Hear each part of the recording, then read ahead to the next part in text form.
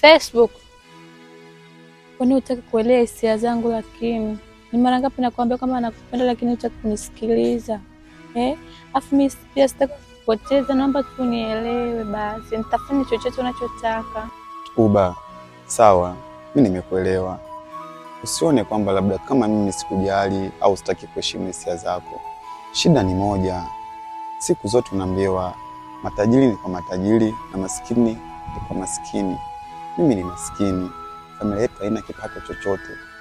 Familia yetu sisi ni ya kutupwa huko. Vipi niwe na wewe mwanamke mwenye muonekano mzuri kama hivi? Unajua katika mapenzi, kuchukua mapenzi ya maskini kuchanganya na mapenzi ya mwanamke wa kitajiri ni mabaya sana. Ni kama vile mfano wa tundu la sindano ndogo sana akapita ngamia. Hiyo haijalishi, pia mimi nitatoka nyumbani nitakufuata wewe. Ni furaha ya moyo wangu jamani. Hapana, mimi naona kama tutadanganyana tu. Usiogope, mimi nafuatana na wewe, naacha kila kitu cha nyuma nakufuata wewe Facebook. Naomba nikubalie.